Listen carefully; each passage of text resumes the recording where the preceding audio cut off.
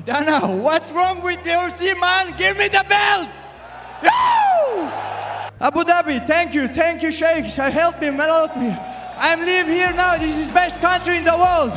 Thank you very much for everything. Chef Hakuza Awikausu, Dalala Shwel, Del Rest Khulon, Ahmad Tilla, Allahu Akbar! If there's a guy that I'll give the mic back, it's Khamzat Chimaev.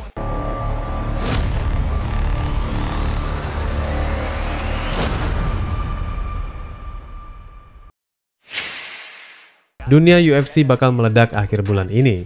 UFC 319 jadi panggung yang ditunggu-tunggu ketika sang raja baru kelas menengah, Dricus du Plessis, dihadapkan pada tantangan paling brutal sepanjang masa kejayaannya, Khamzat Chimaev, si predator tak tersentuh yang siap mencabut mahkota siapapun yang berdiri di hadapannya.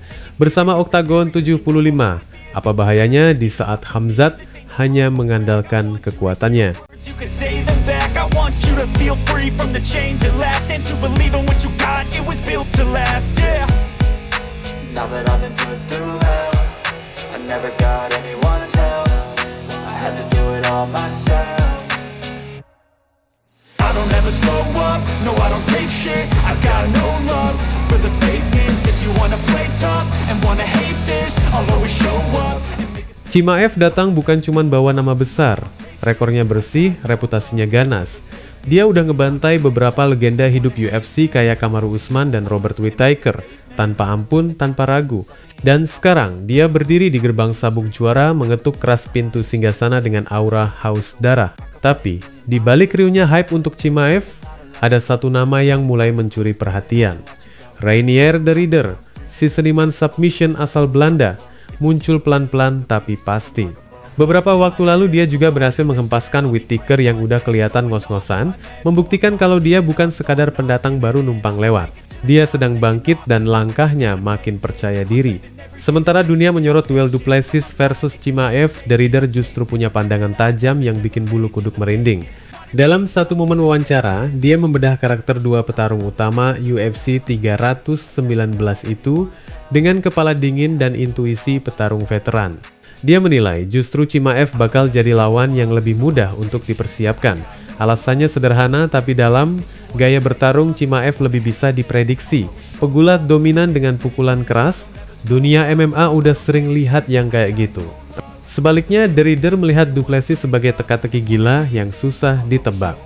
Petarung asal Afrika Selatan itu dianggap punya gaya bertarung yang gak konsisten, loncat-loncat antara jenius dan sembrono. Itulah kenapa menurut de Ridder justru du Plessis yang bakal bikin persiapan lawan jadi kacau. Dia bisa jadi petarung yang menyerang tiba-tiba dengan cara yang nggak bisa dibaca, bikin siapapun yang ada di seberangnya kehilangan arah. To be honest, like Khamzat would be an easier fight to prepare for, I think, because like there's more great wrestlers who also have good striking but who mostly are great wrestlers. And Dricus is just so all over the place that it'll be very hard to find a guy who can emulate Dricus. So Khamzat would be, I think, easier to prepare for, but still, of course, another fight of my life. But I think both of them will be on the schedule before long, to be honest, yeah. Sekarang de Ridder udah kayak pemburu sabuk yang jalan sambil senyum tipis. Dia tenang, fokus, dan kelihatan udah ngerti arah angin. Meski UFC lagi padat dengan skenario dan pertarungan besar, dia sabar nunggu kesempatan emas karena dia tahu waktunya bakal datang. Entah itu melawan du Plessis, Chimaev, Adesanya, atau siapapun yang pegang sabuk, dia bakal siap datang dan bikin kejutan. UFC 319 bisa jadi titik balik banyak hal. Kalau Chimaev menang, dunia bakal geger dengan lahirnya monster baru yang akhirnya punya sabuk. Tapi kalau du Plessis sukses mempertahankan gelarnya, dia akan membungkam semua keraguan dan naik ke level berikutnya sebagai raja sejati. Tapi teman-teman, tidak sedikit orang yang meragukan keberuntungan Chimaev nantinya di UFC 319. Setelah de Ridder yang lebih menganggap Khamzat merupakan petarung yang lebih mudah dilawan, kini satu lagi keraguan itu juga datang dari pesaing nomor 1 divisi kelas ringan Arman Tsarukyan. Kenapa calon juara divisi ini ngeraguin Khamzat? playing mind games, but instead I say something not illogical, something that is topical. Rub it on and watch it go, make yourself unstoppable. Dreams are irresponsible, but they're always possible. If you just believe, you could be so remarkable. Thoughts in my head, a collage and they spread. I'll be great one day, going off of my meds. No, I'm not giving up, no, I'm not giving in. I will make it to the top, taking off in the wind. I gotta make. Di balik gemerlap pertarungan perebutan sabuk kelas menengah UFC yang bakal pecah tanggal 17 Agustus di UFC 319, ternyata ada drama internal yang gak banyak orang tahu. Bukan cuma soal siapa yang lebih ganas di oktagon, tapi juga soal strategi, kedewasaan, dan nasihat diam-diam antar petarung top dunia. Arman Tsarukyan, si mesin tempur dari Rusia yang juga punya darah Armenia, ternyata punya peran penting di balik layar duel panas antara Khamzat Chimaev dan sang juara bertahan Dricus du Plessis. Bukan sebagai pelatih, bukan sebagai analis, tapi sebagai teman seperjuangan yang tahu betul gimana kerasnya jalan menuju sabuk juara. Lo tahu kan Tsarukyan, dia sekarang duduk manis di peringkat pertama kelas ringan UFC.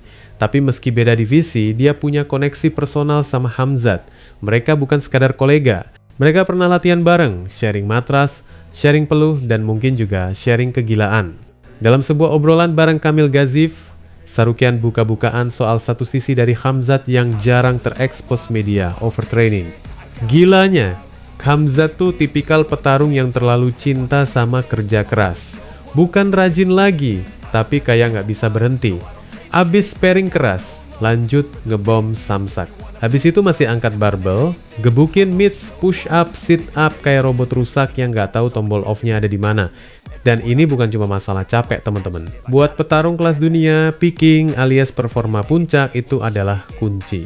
Salah langkah dikit aja dalam jadwal latihan bisa bikin badan udah habis duluan sebelum fight night. Dan itulah yang bikin Tsarukyan waspada. Dia ngelihat Khamzat kayak ngulangin pola yang pernah bikin dirinya sendiri nyesel setengah mati. Waktu Tsarukyan dapat kesempatan emas buat perebutan sabuk, dia gaspol saat latihan. Fisik digenjot abis-abisan, mindset dipaksa selalu on. Tapi ternyata bukannya bikin tajam, dia malah datang ke oktagon dalam kondisi udah kehabisan bensin. Badan udah overuse, pikiran udah kebakar duluan di gym, bukan di arena. Dari pengalaman pahit itulah Tsarukyan sadar, ada saatnya petarung itu perlu ditahan, perlu dikasih tahu kapan waktunya stop. Dan itu yang dia sampaikan ke Khamzat. Dia bilang ke Khamzat yang digandang calon juara itu untuk jaga tenaga, bukan buat males-malesan, tapi buat tahu kapan harus istirahat. Karena seorang petarung cerdas bukan cuma tahu kapan nyerang, tapi juga kapan narik napas dan ngejaga diri. В этом лагере он прибавил восстановление и функциональную работу.